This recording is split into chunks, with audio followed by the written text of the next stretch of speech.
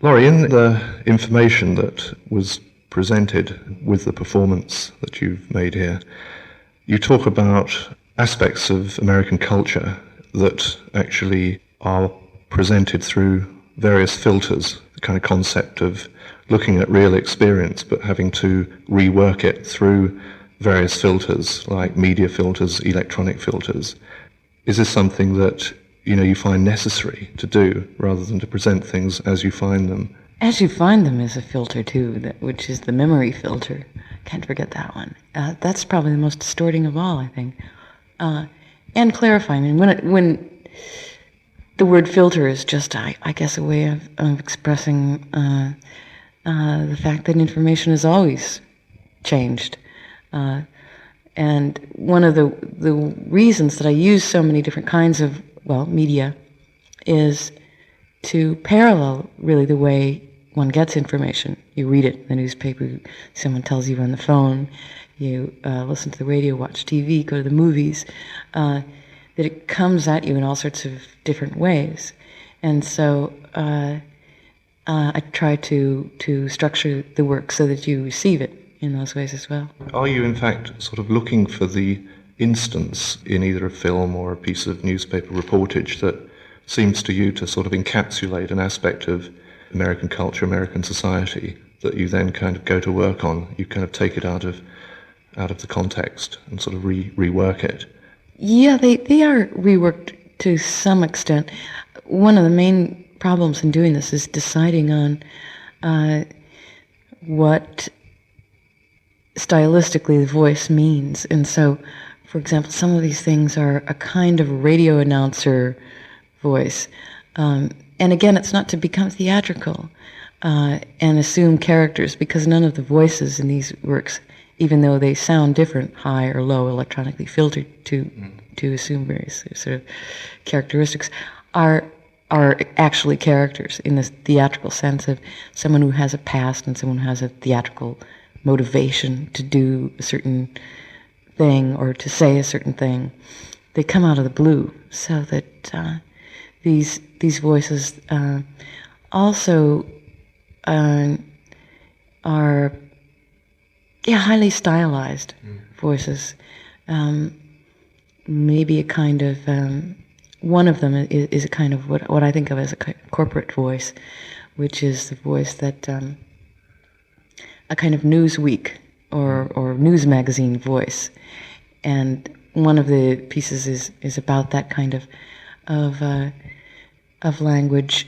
For example, in a magazine that has its own, let's say, style, and in which the world coverage is divided in the magazine: science, medicine, education, entertainment.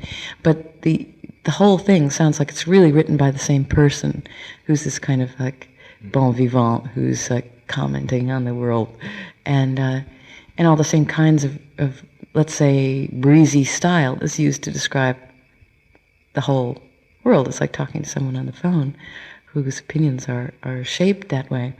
And so this kind of corporate voice then is an attempt to look at that situation. A lot of these magazines, for example, are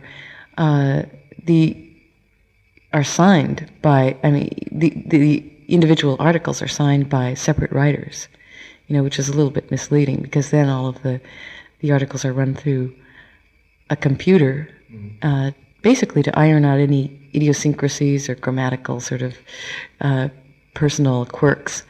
And so the magazine then ends up, of course, being written by nobody, or by a sort of general idea of how the tonality should feel in the magazine. So it's to look at those kind of filters and also to be able to change styles. Everybody has, first of all, something like at least 50 voices, minimum. Their interview voice, their hailing a taxi voice, or talking to their friend's voice, their bureaucratic voice. And so without getting theatrical, I try to go through that range of really everyday uses of the human voice.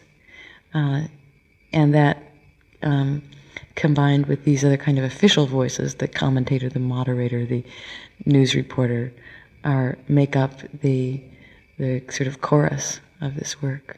When you actually used a synthesizer that actually changed your voice to a male voice, it was a sort of a voice that denoted the role of male too, maybe, and the way that what was extraordinary about that was the way that suddenly you had to keep adjusting to the fact of the roles, like there was a male with all ramifications of a male saying something with that sort of voice, and yet there you were as a contradiction to all those kinds of ideas about the male's voice, and that particular juxtaposition was incredibly powerful, I felt, in the piece.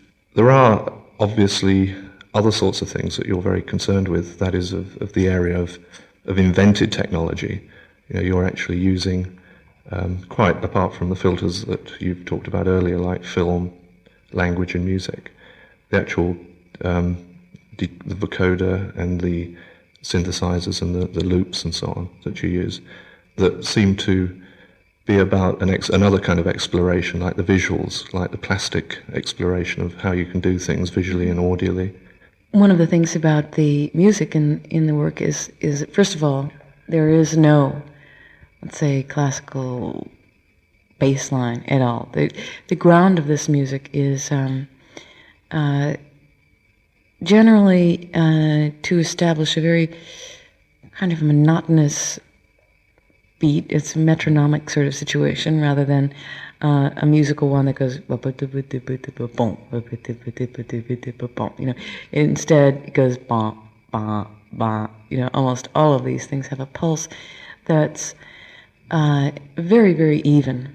And this then frees you to use real talking styles over that rather than being locked into sort of verse structure, so that you can work outside of meter and use use language the way it is used in an everyday sense, with all of its stumbling and repetition and pauses and vast sections and that kind of improvising with words, so that it feels then more like talking.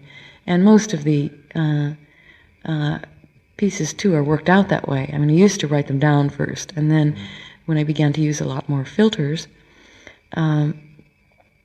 first of all, they changed the voice so much that I found that it was helpful to work with them from the beginning, because you have really different things to say if your voice is 2 octaves lower. You find you have a completely different approach to the world.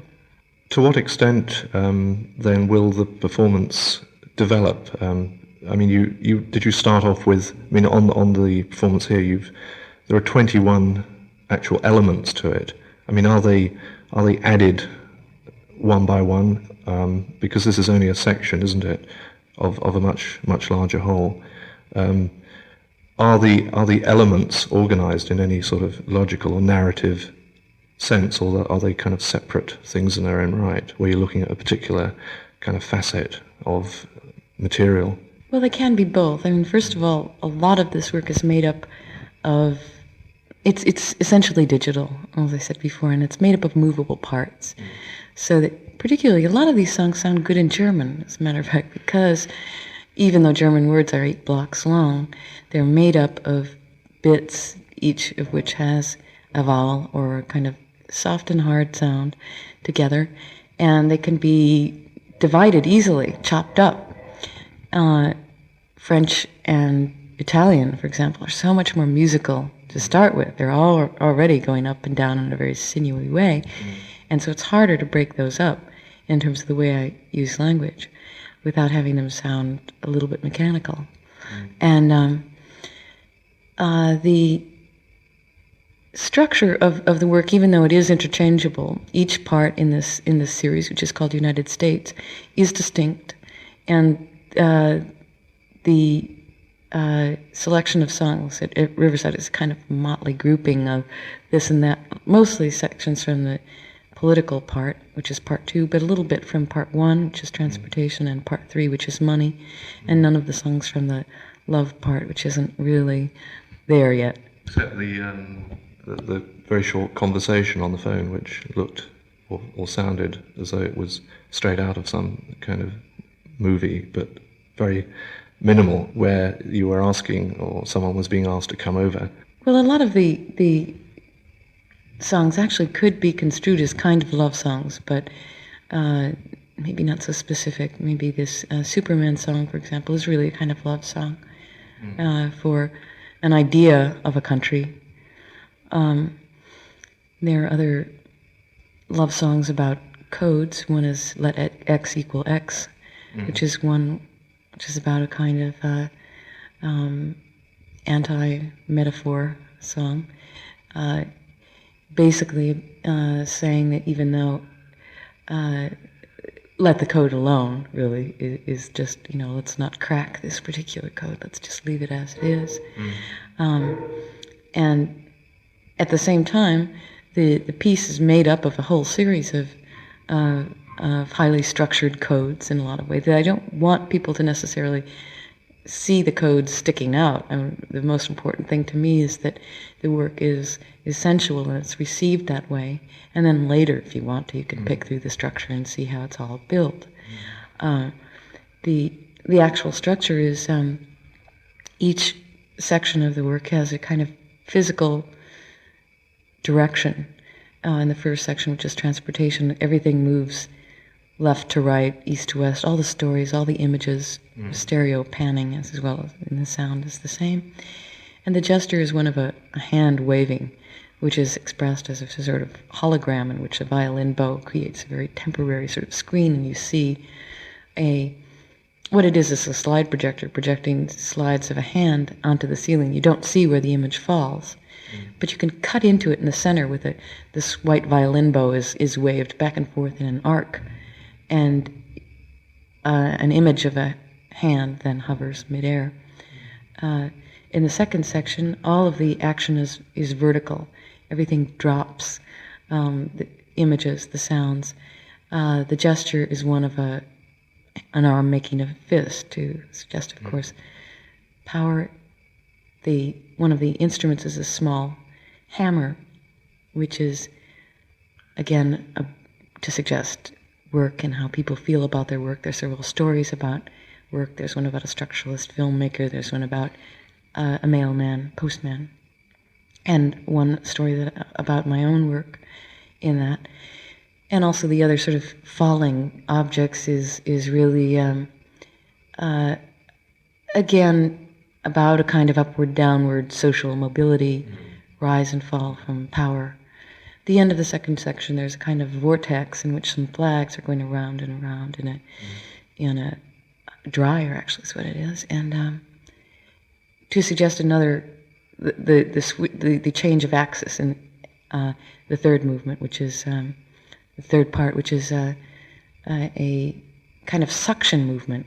And in this third section, the hand gesture is one in which the hand is put out and then the hand is closed and pulled towards you, sort of one of greed or a vision of sort of desire. And the images are all, it's like going down a road very fast and things are passing you by. So it's a kind of in and out movement. And then the last is love, and that's much more of a sort of open palm situation.